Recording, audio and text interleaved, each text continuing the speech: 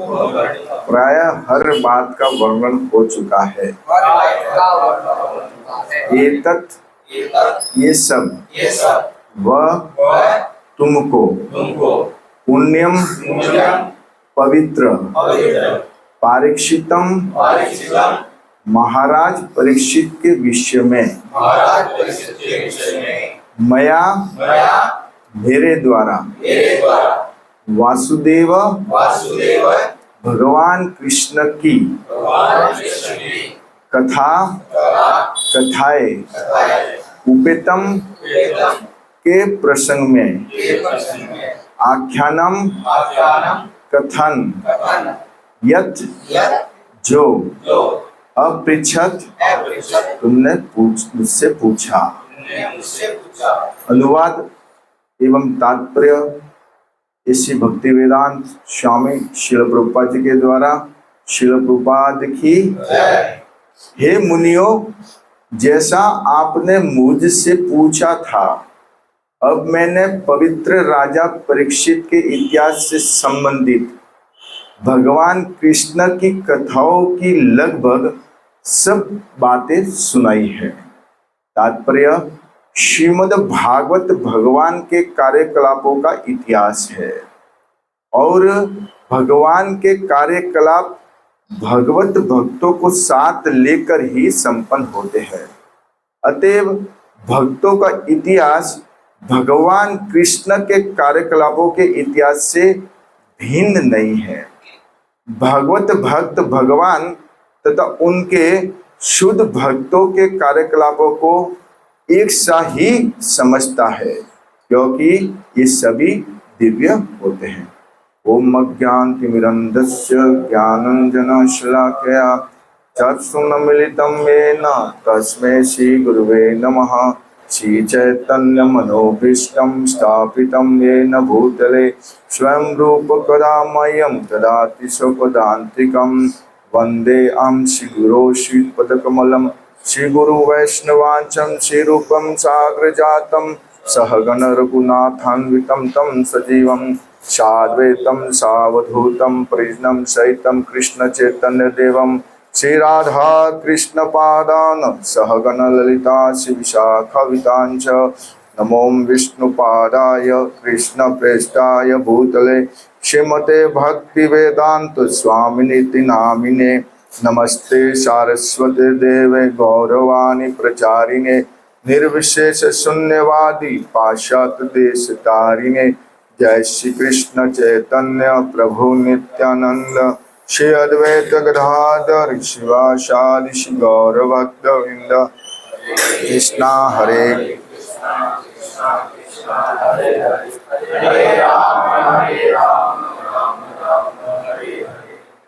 श्रील प्रभुपाद की।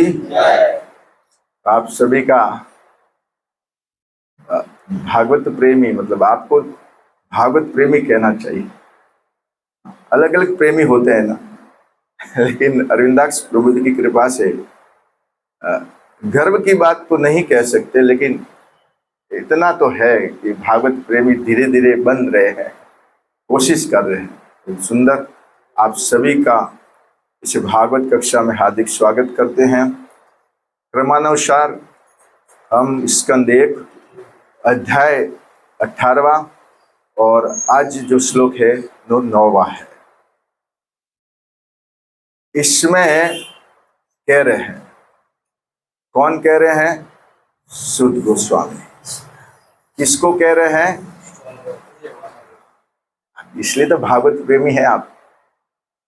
देखिए, ये भी पता है अंदर से कौन कह रहा है और किसको कह रहा है, नहीं तो इस दुनिया को, इस जगत को भागवत क्या यही मालूम नहीं है। जब श्रील प्रभुपाद की कृपा है ना हमारे ऊपर कि हम समझ रहे हैं और अंदर से भी हम समझ रहे कि ये कौन कह रहा है। यहाँ पे सुत गोस्वामी शौनक आदि ऋषियों को जो नैमिषारण्य में कथा सुनने के लिए एकत्रित हुए थे उनको कह रहे हैं। क्या कह रहे हैं कि उपवर्णितम एतत् वह, इसमें एक वह शब्द आया है।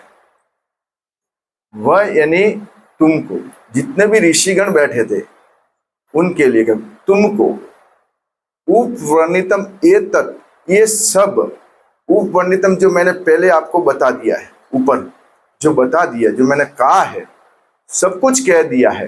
हाँ, और मया यानी मेरे द्वारा, सुध गोस्वामी कह रहे मेरे द्वारा मैंने आपको सब कुछ बता दिया है। किस किस के बारे में? तो कहते हैं पुण्यम पारीक्षितम। पुण्यम पारीक्षितम, पुण्यम का मतलब है वो पवित्र, और पारीक्षितम परीक्षित महाराज के विषय में। पुण्यम पारीक्षितम, मैंने आपको पुण्य, जो पवित्र परीक्षित महाराज है, भगवान के जो महान भक्त है, उसके बारे में उपवर्णितम, प्राय सब कुछ बता दिया है। लेकिन इसके साथ साथ में कहते वासुदेव कथा उपेतम, केवल परीक्षित महाराज के बारे में नहीं, वो ही बताया मैंने जो भगवान कृष्ण से संबंधित है। भक्त और भगवान की कथा कृष्ण से ही संबंधित है, तो परीक्षित महाराज के बारे में बताया है, इसका मतलब भगवान कृष्ण की ही कथा कही है। वासुदेव कथा उपेतम आख्यानम, पूरा मैंने कथा थी वो बता दी। यत पृच्छतः, क्यों बताई? उनका ऐसा लगा कि हम बता दे। जब शौनक आदि ऋषियों ने जिज्ञासा की है, यत पृच्छतम, जो आपने पूछा था। भक्तों को हमेशा ये बात का ख्याल रखना चाहिए कि जब तक हम पूछेंगे नहीं, तब तक आगे से कोई जवाब आएगा। और श्रीमद् भागवत की शुरुआत भी प्रश्न से ही होती है, और प्रश्न भौतिक नहीं होना चाहिए, या जो व्यासपीठ पे बैठा है उसकी परीक्षा के लिए नहीं होना चाहिए, अनुकूल प्रश्न होना चाहिए। तो आपने जो जो पूछा था मैंने सब कुछ कह दिया। तो ये पूछा था, उसकी शुरुआत 16वें अध्याय से होती है। 16वें अध्याय से लगाकर 18वें अध्याय तक परीक्षित महाराज के बारे में सुध गोस्वामी कह रहे हैं, इनडायरेक्टली भगवान के बारे में कह रहे हैं। ठीक है, इनडायरेक्टली इसके बारे में कह रहे हैं, भगवान के। भक्त की कथा कह रहे हैं, मतलब भगवान की ही कथा है, उससे कोई भिन्न नहीं है, कभी भी भिन्न नहीं समझना चाहिए। भक्त इवन यहां तक कि भगवान खुद की कथा से भी ज्यादा अपने भक्त की कथा पसंद करते हैं, वो पसंद करते हैं भक्त की कथा। इसलिए भागवत में आपको भक्त का चरित्र बहुत मिलता है देखने को। तो 16वें अध्याय के 5वें श्लोक में शौनक आदि ऋषि मुनिवर जिज्ञासा करते हैं। किनसे करते हैं? सुध गोस्वामी से। सुध गोस्वामी क्या जिज्ञासा करते हैं? तत्कथ्यातम महाभाग यदि कृष्ण कथा आश्रयम, ये प्रश्न किया। किनसे किया? सुध गोस्वामी से। तो ये हमारे लिए है, ये हम जैसे बद्ध जीवों के लिए प्रश्न है, हम भी ऐसे ही प्रश्न करने चाहिए। तत्कथ्यातम महाभाग, हे महाभाग, हे मुनिवर, अब उसी कथा को कहो जो कृष्ण से संबंधित हो।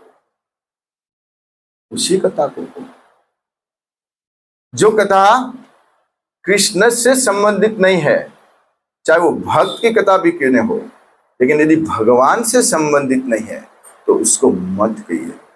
उसी कथा को कहिए जो भगवान से संबंधित है। मैं वास्तव में भक्तों एक बात कहूं, मैं भी सीनियर भक्तों से जो सुनता हूं वही आपके सामने रखने का प्रयास कर रहा हूं। जो कथा, उसको कथा तो नहीं कहेंगे, लेकिन फिर भी एक शब्द कहे तो कथा कृष्ण से संबंधित नहीं है, कृष्ण के नाम रूप लीला गुण से संबंधित नहीं है, कृष्ण के अवतारों की लीलाओं से संबंधित नहीं है, और भक्तों के चरित्र से, प्रेमी भक्तों से चरित्र से संबंधित नहीं है। वो कथा मात्र न मात्र प्रजल्प है और ज्यादा को तो व्यथा है। ऐसी बाहर भौतिक कथाएं अनेक है, अनेक अपरंपरागत साधु लोग हैं जो कथा भी करते हैं। तो उन कथाओं को कभी भी भक्तों को श्रवण नहीं करना चाहिए। जब कोई वक्ता, इस्कॉन का वक्ता ऐसी बात कहता है ना, तो सामने वाला दिमाग में ये प्रश्न लेता कि ऐसा क्यों कह रहे हैं, वो हमारे भले के लिए कह रहे हैं। क्योंकि अप्रामाणिक स्रोत से कभी कथा सुननी नहीं चाहिए, प्रमाणिक स्रोत से उससे ही कथा सुननी चाहिए। और परीक्षित महाराज सूत गोस्वामी जो परम प्रमाणिक है, उनके मुखारविंद से सुनने का प्रयास करें। हम मोबाइल में हर कोई आया, ये भी चलो भक्ति है, चलो क्लिक कर दिया और सुनने बैठ गए। नहीं, मन तो कहेगा कि सुनो, लेकिन मन को कहना चाहिए भैया ये प्रमाणिक।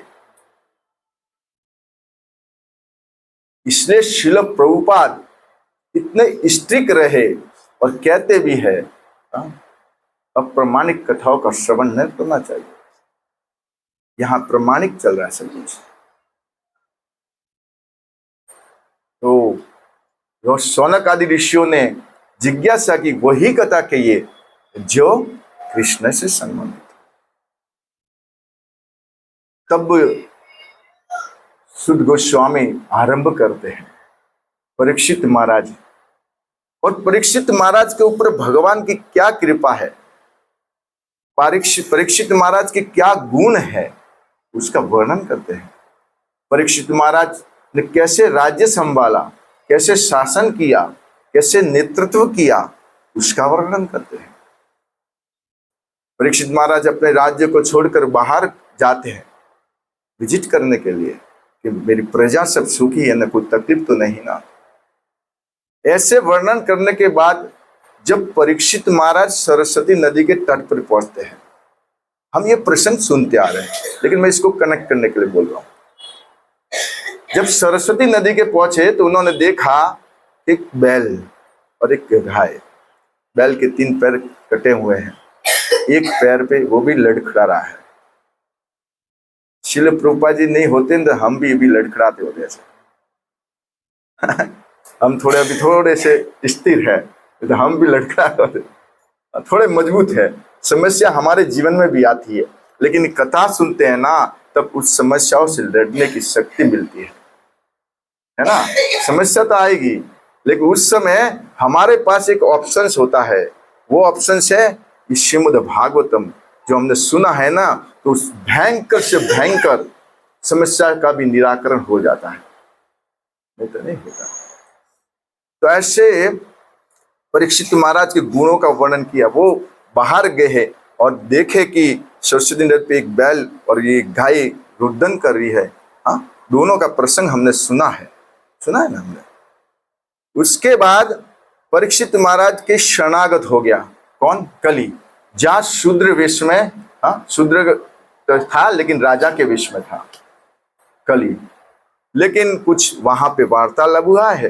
वो वार्तालाप के बाद कली को मालूम पड़ गया अब मैं बचने वाला, अब मैं नहीं बचने वाला। कैसे बचेगा? सम्राट परीक्षित महाराज जैसे जो शुद्ध भक्त है वो राजा है, कली नहीं बच सकता। ऐसे सम्राट होना तो कली तो क्या, कली का बाप भी नहीं बिगाड़ सकता। ये है। तो वहां पे परीक्षित महाराज ने देखा ये सब और वहां पे प्रसंग हुआ है। तब कली डर करके जब तलवार उठाई है तो कली ने अब शरणागत हो गया इनके परीक्षित महाराज के, और कहा कि मुझे भी कुछ स्थान दीजिए ना। तो क्या हम सुने हैं ना 4 स्थान दिए, जहाँ नशा होता है, व्यभिचारी होता है, जुआ खेला जाता है, मांसाहार होता है, और एक 5वां स्थान ये धन की बहुत, ये धन में क्यों दिया? हाँ, धन में हम, मेरा व्यक्तिगत राय ओपिनियन समझू तो धन में इसलिए दिया कि भक्तों को धन में आसक्ति नहीं हो। एक कंचन है ना कामिनी, धन और स्त्री, ये चरित्र को भी बिगाड़ती है, धर्म को भी नष्ट करती है, यदि धर्म के अनुकूल ना हो तो। धर्म के अनुकूल है तो सब कुछ सही है, बाकी सही है। इसलिए धर्म धन में, जो धन भगवान की सेवा में लगता है वहां कलयुग नहीं है। उस धन में जो धन भगवान की सेवा में न लगे वहां कलयुग।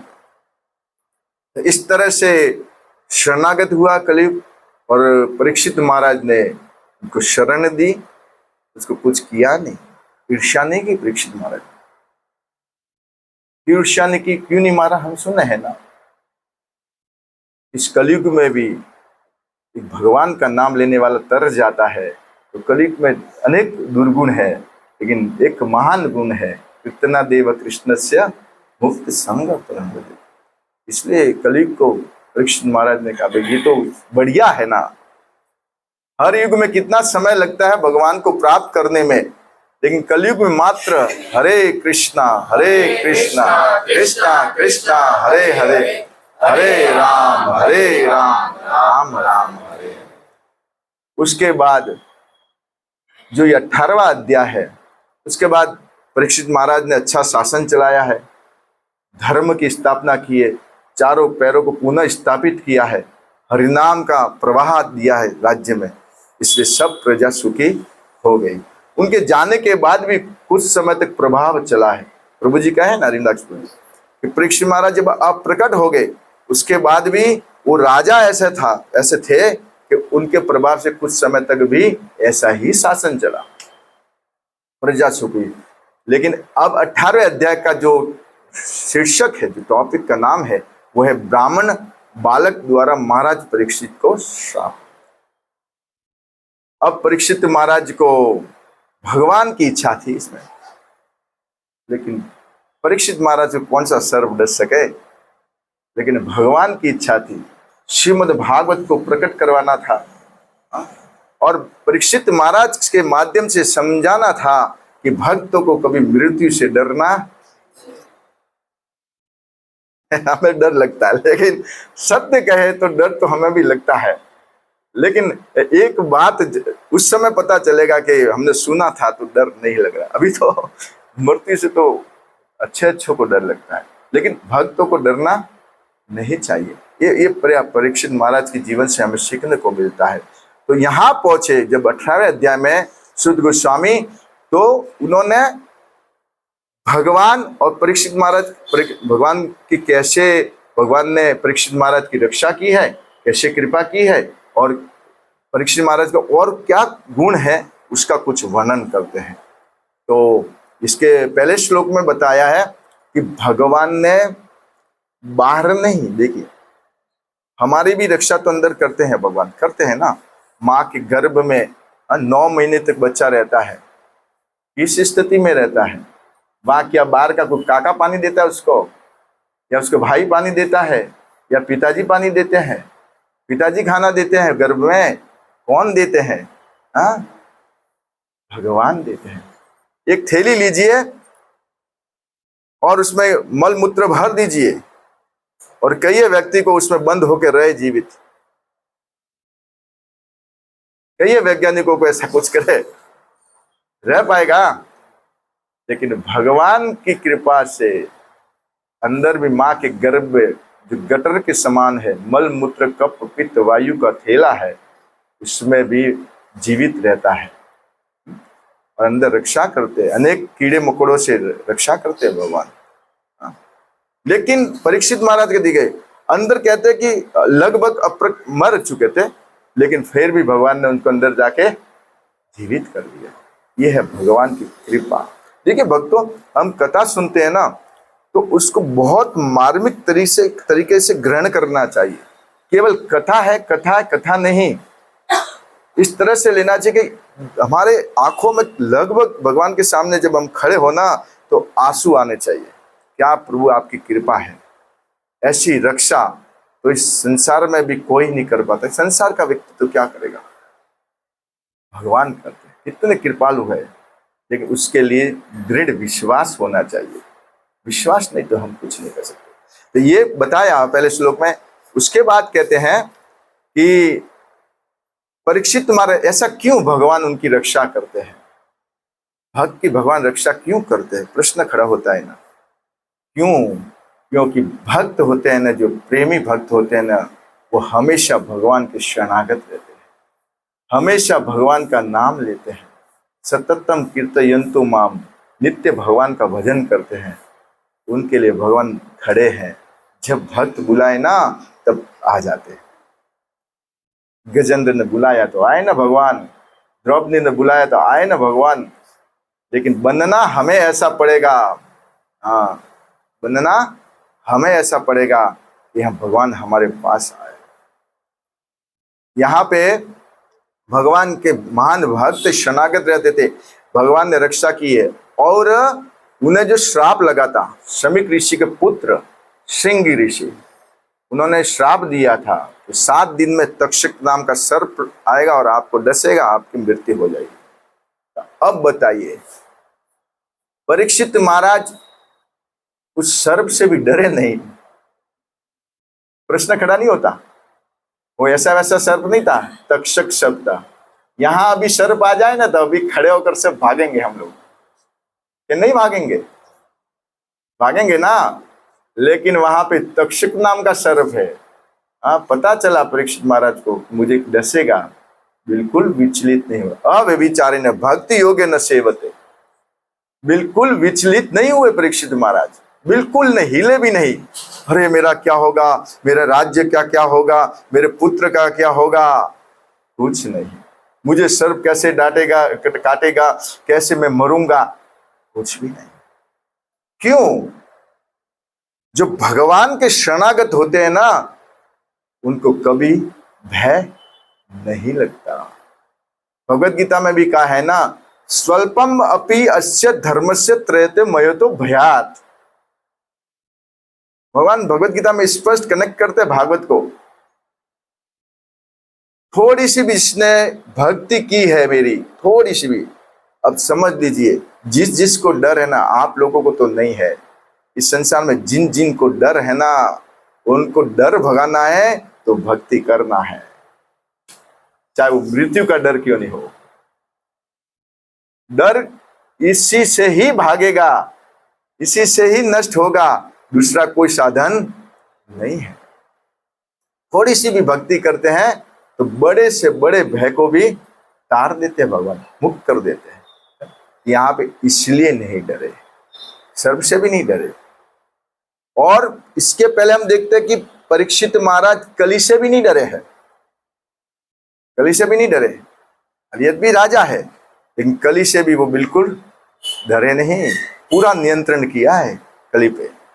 हम कर पा रहे हैं, आप लोग तो कर रहे हैं, मेरा अभी कोई पता नहीं चल रहा है। कली मतलब अधर्म, नियंत्रण कर पा रहे हैं, इतना हम सुनते हैं। लेकिन फिर भी कहीं न कहीं जाके हम भी कहीं प्रभावित है। लेकिन चिंता मत कीजिए, होगा धीरे धीरे। हम भी भगवान से प्रार्थना करें हमारे भी कुछ हो भला, आपके साथ साथ में होगा जरूर। तो ये बिल्कुल भयभीत नहीं हुए परीक्षित महाराज। तब उन्होंने क्या किया, उसके बाद किसकी शरण ली? सुखदेव गोस्वामी की शरण। ऐसा जीवन में कभी अवसर आए हम कुछ सोच ना सके और अच्छा हमारा कल्याण चाहते हैं तो एक शुद्ध वैष्णव की शरण ग्रहण कर लें। सुखदेव गोस्वामी की उन्होंने शरण ग्रहण की, सीधा। इधर नहीं गए, उधर भी नहीं गए, को दान में नहीं गए, को पुण्य में नहीं गए, को यज्ञ में नहीं गए, को हवन में नहीं गए। कहाँ गए? सीधे कथा सुनने को।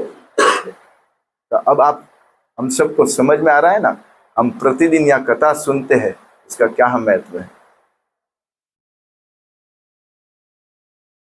तो बात सीधे कथा सुनने के लिए कहाँ गए? परीक्षित महाराज सुखदेव गोस्वामी की शरण में।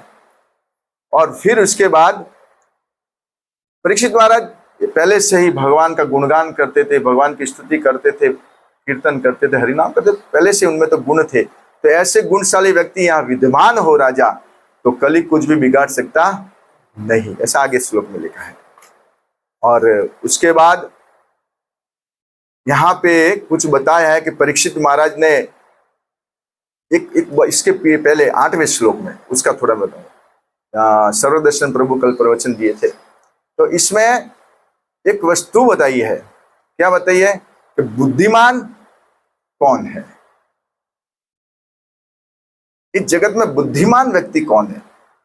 जो देश का राष्ट्रपति बन गया है, जो देश का प्रधानमंत्री बन गया है, यदि वो बुद्धि भक्ति कर रहा तो है, लेकिन नहीं कर रहा था, या कोई बड़ा पद प्राप्त कर लिया है, तो वास्तव में बुद्धिमान कौन है? हम सभी जानते तो है, यज्ञ संकीर्तन प्राय यजंती सु भेदस्य। जो भगवान की शरणागत है, कृष्ण की शरणागत है और परंपरा अनुसार भजन कर रहा है, वही व्यक्ति बुद्धिमान है। बाकी बड़ी बड़ी जगत की विद्याओं को प्राप्त कर ले, होशियार हो जाए, वो कोई बुद्धिमान नहीं है। तो जो आत्म संयमी है, जो अपने को संयम रखते हुए भगवान का भजन कर रहे हैं, वो बुद्धिमान है।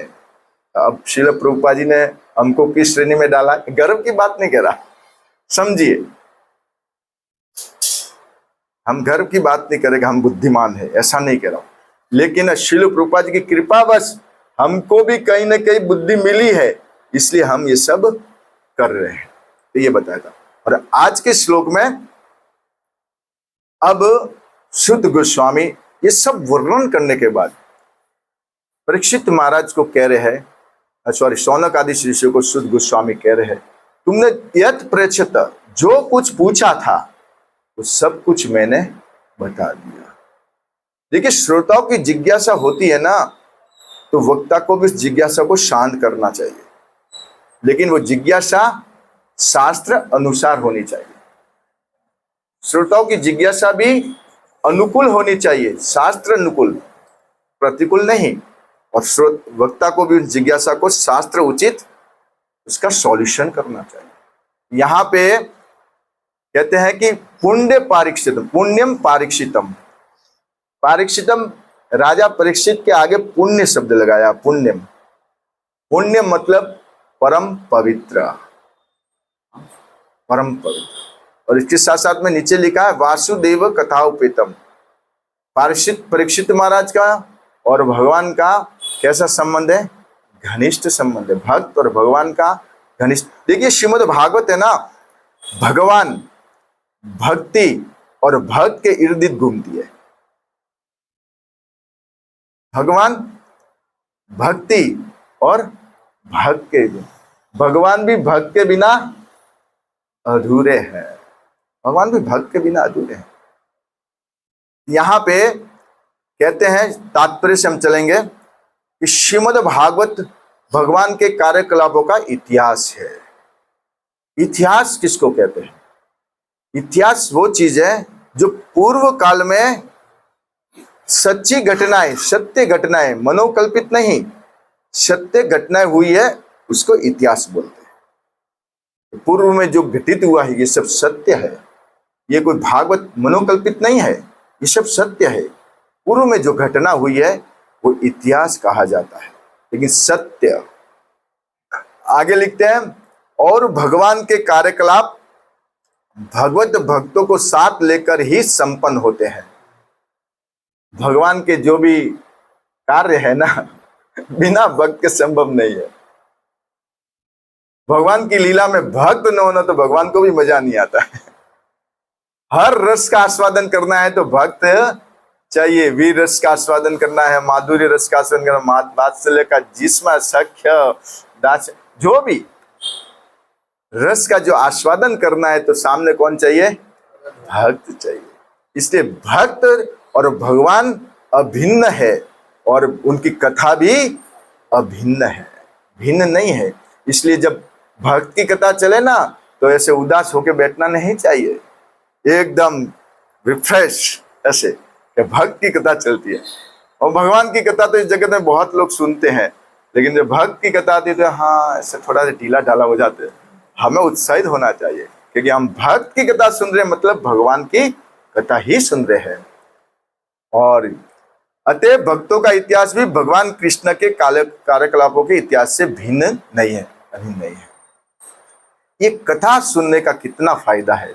देखिए, स्कंद 1 श्लोक अध्याय नंबर 2 श्लोक संख्या 17, इसमें कौन कह रहे हैं? सुत गोस्वामी क्या कहते हैं?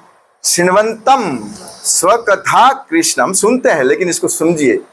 शृण्वन्तम स्वकथा कृष्ण पुण्य श्रवण कीर्तनात्, पुण्य श्रवण कीर्तनात् हृदयंतस्तो ही अभद्राणी विदुनोति सुहृत सताम। बहुत सुंदर श्लोक है, सुनते तो बहुत है लेकिन सुनिए कथा सुनने का क्या महत्व क्या है। तो कहते हैं सुहृदय सताम, हितेशी, सुहृत यानी कि जी हितेशी है, सताम जो भक्त लोग, भगवान कृष्ण के जो भक्त लोग हितेशी है, ठीक है। स्मृताम स्वगताम कृष्ण, जिनकी रुचि भगवान की कथाओं में सुनने में विकसित हो गई है, लग गई है, ठीक है। ऐसे भक्त जो भगवान के हितेशी है, ठीक है, उनकी रुचि भगवान की कथाओं में सुनने में, श्रवण करने में लग गई है, तो उससे क्या होता है? हृदयंत स्तो ही अभद्राणी, हृदय के अंदर भीतर स्तो यानी स्थित जो हमारे कलमश है, भोग भोगने की जो इच्छा है, अभद्राणी यानी कि संसार को भोगने की जो इच्छा है, वो क्या हो जाती? विदुन होती, वो नष्ट हो जाती है। यदि हमको नष्ट करना है ना, ऐसे किसी को पूछेंगे प्रभु जी हमारे कलमश कैसे नष्ट होंगे, काम कैसे नष्ट होगा, क्रोध कैसे नष्ट होगा, लोभ कैसे नष्ट होगा, तो ये सुनिए सुध गोस्वामी कहते हैं भोग भोगने की संसार से इच्छा कैसे नष्ट होगी, ये कहते हैं विदुनी। और क्या कहते हैं? और कैसी कथा है? पुण्य श्रवण कीर्तन। ये कैसी कथा है? पुण्य प्रदान करने वाले, पुण्यदायी कथा है। तो ये कथा इसलिए परीक्षित महाराज कहते हैं, कथा सुनने का निवेदन करते हैं और सुध गोस्वामी सुनाते हैं। आप इस सुध गोस्वामी परीक्षित महाराज को सौनक आदि शिष्यों को कह रहे हैं और सुनाइए। तो कथा का ये महत्व है। अब इससे एक संबंधित कुछ भागवत में एक प्रसंग आता है अम्बरीश महाराज का। शॉर्ट में थोड़ा कहकर समापन करेंगे हम लोग। देखिए, परीक्षित महाराज जैसे भक्त है वैसे अम्बरीश महाराज भी भक्त है। भगवान कितने भक्तों के प्रेमी है, इसलिए दोनों साथ में चलती है कथाएं, भगवान और भक्त की कथाएं साथ में चलती है। परीक्षित अम्बरीश महाराज का प्रसंग भागवत के 90वें स्कंद में आता है लगभग। और नभग के पुत्र हुए नाभाग के पुत्र अम्बरीश महाराज। तो भगवान अपने भक्तों को कितना प्रेम करते हैं। कहते हैं भगवान कि हम भक्त पराधीन हो। जब दुर्वासा मुनि भगवान के पास पहुंचे हैं ना, तब वहां भगवान ने कहा है हम भक्त पराधीनो ही अस्वतंत्र ही द्विज साधु भी ग्रस्त हृदय, है ना, साधु भी ग्रस्त हृदय भक्ते भक्त जनप्रिय। ये छोटी सी बात नहीं है, बहुत बड़ी बात है। अम्बरीश महाराज भगवान के महान भक्त। छोटा सा प्रसंग है, एकादशी का पालन किया 1 वर्ष तक उन्होंने, ठीक है। दुर्वासा जी आटप के पारण खोलना, पारण का द्वादशी के दिन पारण खोलना। दुर्वासा जी आए तो क्या आप स्नान करके आइए, सरोवर में स्नान करके आइए। स्नान करके भेज दिया, जब तक मैं व्यवस्था करता हूँ प्रसाद की आपके लिए। सब हो गया, लेकिन पारण का समय हो गया, आप सब जानते हैं, शॉर्ट में लूंगा। करे क्या? तब अनेक ब्राह्मणों से राय लिए, भक्तों से राय ली, क्या किया जाए? तो क्या आप जल लेके खोल दीजिए तो दोनों काम हो जाएंगे। लेकिन जितने उन्होंने खोला उसी समय, उसके बाद दुर्वासा जी तो आ गए वहां पे और पता चल गया आपने खोल दिया। तब उन्होंने कहा मेरा अपमान किया। देखिए दूरवासा, मैं सोच रहा था दूरवासा, ये मैं कह रहा हूँ, ये कहीं लिखा नहीं है, लेकिन मैं कहूँ दूरवासा, लेकिन दूरवास नहीं, निवास करना चाहिए ऐसे लोगों से दूर ही। ये मैं कह रहा हूँ कहीं दूर है, ऐसे जो हो ना बहुत ज्यादा। लेकिन हालांकि दुर्वासा तो भगवान कह के दुर्वासा भी नहीं हूँ, वो भी ब्राह्मण है। लेकिन यहाँ पे जो प्रसंग है उसको सुना रहा हूँ। तो गुस्सा हुए, उन्होंने जटा से कृत्य नाम की राक्षस जी को उत्पन्न किया मारने के लिए, ठीक है। भगवान को पता चला है, सुदर्शन पीछे लग गया, पीछे लग गया सुदर्शन दुर्वासा के पीछे। हाँ, दुर्वासा दौड़ रहे हैं, स्वर्ग लोग अनेक लोग जाते हैं और के बचाओ बचाओ, कि कोई बोलते हम हमारा काम नहीं है। सुदर्शन चक्र के आगे किसका काम है? कितने कोटि सूर्य का उसमें ताप है, इसका काम है। सब लोग को गए, ब्रह्म लोग भी गए, शिव लोग भी गए, अनंत गतवा कहाँ गए? विष्णु लोग। हाँ, भगवान शयन कर रहे हैं और भगवान यहाँ जाके प्रभु पसीना पसीना हो गए। और पूरा इतने दौड़े तो पसीना तो होगा ना, पसीने से लथपथ है। प्रभु मैं भी तो आपकी संतान हूं, मैं तो आपका ही अंश हूं, इससे बचाइए ना इससे। तब प्रभु क्या कहे? बहुत एक मार्मिक प्रसंग है वहां पे। प्रभु कहते हैं तुमने मुझे कुछ कह दिया होता ना, मेरे को कुछ गाली भी दी होती तो आज क्षमा कर देता, लेकिन आज तुमने बहुत बड़ी भूल की है। क्या भूल की है? कि तुमने मेरे हृदय को तोड़ा है, तुमने मेरे हृदय को तोड़ा है। भजन में ने गोविंद कहे वैष्णव मम प्राण, वैष्णव मेरे प्राण है, और आज तुमने मेरे हृदय को तोड़ा है, इसलिए आज मैं भी तुमको क्षमा कर नहीं सकता। क्योंकि भगवान कैसे दुर्वासा को कहे कि मैं भी तुमको क्षमा कर नहीं सकता। निवेदन करने के बाद, अनुविनय करने के बाद भगवान ने कहा यदि तुमको क्षमा चाहिए ना, तो जिसका अपराध किया है उसके पास जाकर क्षमा मांगो। वहां गए। हाँ, ये कितने 1 वर्ष हो गया था लगभग। अब अम्बरीश महाराज देखो, हम होते तब गए दुर्वासा भी, आप गए तो गए, नाराज हुए तो क्या फर्क पड़ता है प्रसाद ले ही लेते हैं। लेकिन अम्बरीश महाराज ने एक दाना भी ग्रहण किया जब तक दुर्वासा नहीं आए। देखिए भक्त ब्राह्मण का भी कितना इज्जत करते हैं, एक दाना भी मुंह में नहीं लिया है, आए तब दुर्वासा ऋषि ने उनसे क्षमा मांगी है। अम्बरीश महाराज कहते हैं आपको कोई क्षमा मांगने की जरूरत नहीं। वैष्णव ऐसे होते हैं, करुणा में, खुद की गलती हो तो भी, दूसरे की गलती हो तो भी क्षमा करते हैं। वो उसमें ऐसा नहीं कि नहीं आपकी गलती थी, आपकी गलती थी, किसी को नहीं कहते। आपकी कोई गलती नहीं है। फिर प्रसंग हुआ है, सुदर्शन चक्र को बोला दुर्वासा ने इसको कहिए शांत हो जाए। तब अम्बरीश महाराज ने अपने पुण्य को अर्पित करते हुए सुदर्शन चक्र को वापस पुनः भेज दिया भगवान के पास, और फिर सब दोनों ने मिलकर प्रसाद ग्रहण किया है। मेरे कहने का मतलब भक्त और भगवान का संबंध कितना निकट है, ये विचार नहीं कैसे भगवान होते हैं।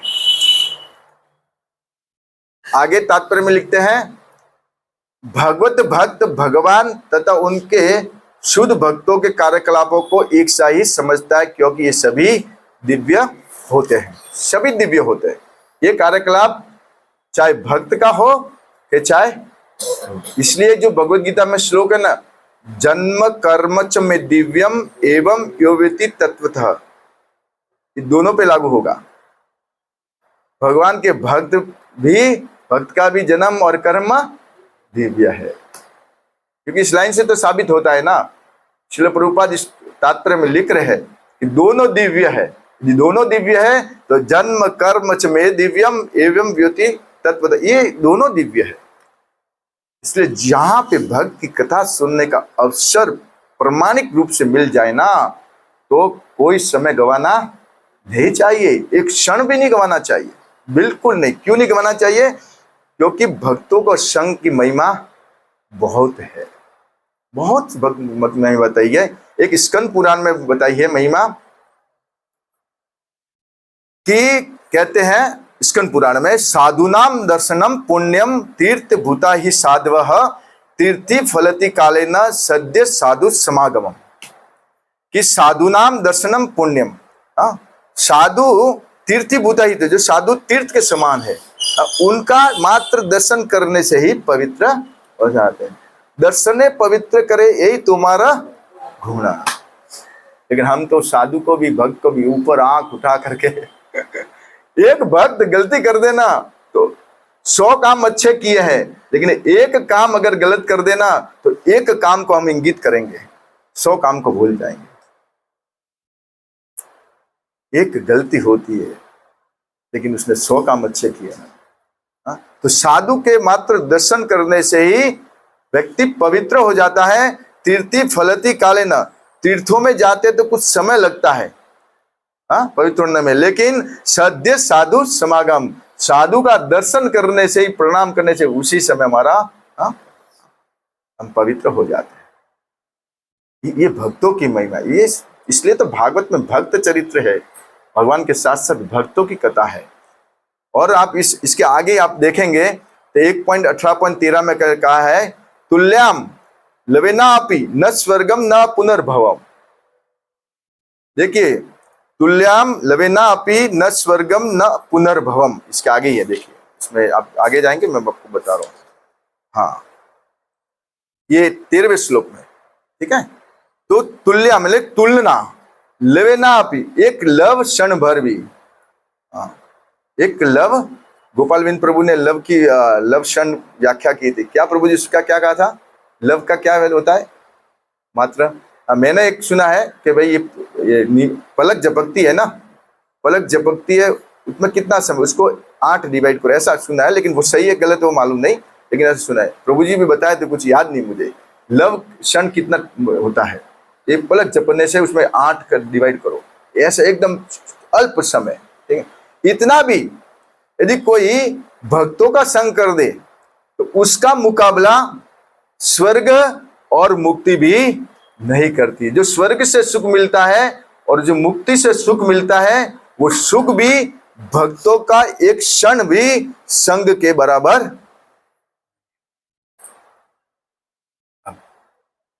प्रभुपाद का कृपा देखो, है ना, कृपा समझना चाहिए। और अंतिम एक और श्लोक को कोट करते हुए विराम देंगे, आप थकेंगे, लेकिन श्लोक इसलिए कोट कर रहा हूं कि हमें याद हो जाए हमें याद शक्ति नहीं है हमारी, याद हो जाए कहीं। तो भागवत के 5वें स्कंद में 18वें अध्याय में 12वें श्लोक में बहुत सुंदर भक्ति का व्याख्या करते हैं भगवान। उससे क्या मिलता है? यस्य अस्ति भगवती अकिंचना।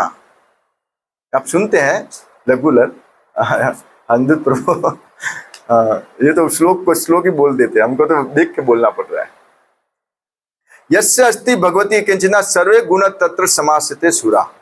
भगवान की अकिंचना, निष्काम, जिसमें कोई कामना नहीं, अहेतु की, ये बहुत बड़ी बात है। हमारी उसमें कोई भी कामना नहीं होनी चाहिए। इसलिए माला करते करते करते कोई कामना आ गई ना, तो कामना तो पूरी हो गई, लेकिन बड़ा लॉस हो जाएगा, बड़ा लॉस हो जाएगा। हम भी प्रयास करते, माला करते तभी ये सब क्यों आता है? पूरा गांव का जो भी है ना, वो पूरा उस समय घूमता है माइंड में उस समय ही घूमता है। ये क्या उसमें है समझ में नहीं आ रहा है कि जब माला नहीं करते तब तक तो ठीक है, लेकिन माला जैसे ही करने बैठे तब तक पूरा गांव का जो भी मैटर है घूमता रहेगा, घूमता रहेगा, घूमता, जब तक माला पूरी नहीं होगी। लेकिन कोई बात नहीं, अभ्यास चालू रखना चाहिए, माला चालू रखनी चाहिए। तो कहते हैं यस्य अस्ति भगवती किंचना सर्वे गुण तत्र समासते सुरा हरो भक्त से कुतो महत गुणा मनोरथेन सती धावतो बहि।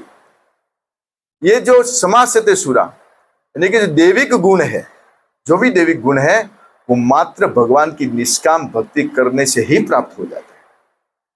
जो भक्ति करेगा ना, उसमें ऑटोमेटिक सात्विक गुण आएंगे, आएंगे जो आएंगे, ये कंफर्म है। भक्ति का इतना, हमको अच्छा बनना है, भगवत भक्त बनना है, तो कथा का श्रवण करना ही पड़ेगा, उसके सिवा कोई नहीं। और माया दूर भागेगी, भगवान की शरणागत रहेंगे, दूर भागेगी। सर्वदर्शन प्रभु का एक कल मुझे बहुत अच्छा लगा, हालांकि सब कुछ अच्छा था, लेकिन एक बात शिल प्रभुपाद जी ने कहीं कोट की है, उसको उन्होंने बताया था, वो कुत्ते वाला उदाहरण। मैं उनको भी बोला कि वो एकदम बराबर है, शिल प्रभुपाद ने बराबर दिया है। हम भक्ति करते हैं तो हमारी माया कैसे दूर होगी, ये तो हम जानते हैं, माँ में वे प्रपदन्ते श्लोक से जानते हैं। लेकिन देखिए एक एग्जाम्पल से उन्होंने बताया था, कल मैंने जो रात्रि कालीन जो सत्संग था उसमें भी बताया था, और थोड़ा इच्छा के बता दे पुनः एक बार। तो अभी इस जगत में जो रिचेस्ट लोग होते हैं वो कुत्ते के बहुत शौकीन होते हैं। हाँ? क्योंकि देखिए जब उनकी सब आसक्ति दूर बाहरी लोगों से, घर लोगों से हट जाती है तो कहाँ पे आती है? प्रभुपाद कहते हैं कुत्तों पे। हाँ, कुत्तों पे आसक्ति आती है, वो उनकी सेवा करने लगते हैं। और कहते हैं कि जब वो मालिक, ये विदेशों में ज्यादा प्रचलन है, और आने वाले समय में इंडिया में भी आप देखेंगे कुछ घरों पे तो आ गया है कि कुत्ता सुबह सुबह कुत्ते के लिए जल्दी उठते हैं, भजन करने के लिए नहीं। उसको खुद कभी वॉकिंग नहीं गए, लेकिन कुत्ता रखा तो वॉकिंग करने लेके जा रहा है। और एक रस्सी बेल्ट बंधा हुआ है, उससे रस्सी होती है, उसको लेकर कहते हैं कि पॉटी कराने लिए जाते हैं। अब्रोड में ऐसा सिस्टम है, यहाँ भी जाते होंगे पता नहीं, यहाँ हो गया क्या? ठीक है। तो सुबह सुबह उसको गार्डन या कहीं जाके या कहीं स्थान पे लेके जाके उसको वॉकिंग कराते हैं और उसको वहाँ पॉटी कराते हैं। तो हम देखते हैं कि कुत्ता आगे और मालिक पीछे। तो ऐसा देखने से तो लगता है कि मालिक कौन है? कुत्ता ही मालिक हुआ ना। आगे जो चल रहा है वो मालिक है। अब जो मालिक है वो कुत्ता बन गए हैं, कुत्ता मालिक बन गया है। और जहाँ पे वो पॉटी करवाते हैं ना, तो पॉटी करवाने के अब्रोड में सिस्टम है, वो विष्टा वहाँ छोड़ नहीं सकते आप, वो छोड़ नहीं सकते, उसको थैली में पैक करके लेके जाना पड़ता है। वो मालिक उस कुत्ते की विष्टा को थैली में पैक करते। कहाँ आसक्ति लग गई है? कथा नहीं सुनते ना, इसलिए आसक्ति कहाँ लगी? उसकी विष्ठा को उठा देते हैं। हम कहें कल कि अपने पुत्र की भी विष्ठा नहीं धोई होगी, लेकिन इसकी तो धो रहे हैं। वो उसकी धो रहे हैं। फिर वहां से कुत्ते को लेके जाते हैं। तो कल प्रभु जी ने कहा था कि ऐसे घर पे जहाँ कुत्ता बाहर पहरेदारी करता है, तो ऐसे घर पे कोई अजनबी मेहमान आ जाए तो कुत्ता क्या करता है? भाव भाव भाव करता है, क्योंकि वो पहचानता नहीं है। हाँ, और उसका वफादार है मालिक का, तो भाव भाव करता है। लेकिन जब वो मालिक बाहर आके देखे कि ये मेरा मित्र है, तो उस कुत्ते को बोलता है, डॉमी, टॉमी, जो भी नाम है, जॉनी, जो भी नाम दिया है, कहे जॉनी कीप क्वाइट, एकदम शांत रहिए, डोंट बार्क, अब बार्क मत कीजिए, ये मेरा मित्र है। तब वो कुत्ता अपने मालिक की बात सुनता है, शांत हो जाता है और उस अजनबी मेहमान के पैर चाटने लगता है। क्या जीभ से क्या करता है? अब कि वो भी हमारा है, वो भी हमारा है।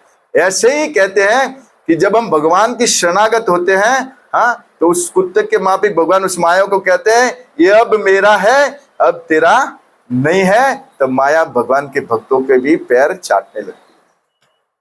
मतलब मुक्ति भी भक्तों के चरणागत हो जाती है। ये भगवान की कृपा है। तो माया दूर होती है, भगवान के शरणागत होती है। तो यहाँ पे ज्यादा कुछ तात्पर्य में नहीं था, कुछ ऐसे ही जो भी भक्तों के मुखारविंद से सुना, हमने प्रयास किया बोलने का। यहाँ पे यही है कि भक्त और भगवान की कथा एक होती है, अभिन्न है, भिन्न नहीं है। उनकी कथाओं को सुनने में कभी भिन्नता करना नहीं चाहिए, क्योंकि भक्त की कथा भी भगवान की कथा ही है। ऐसी भक्ति वेदांत स्वामी शिल रूपादि की निताय गौर प्रेमानंदे।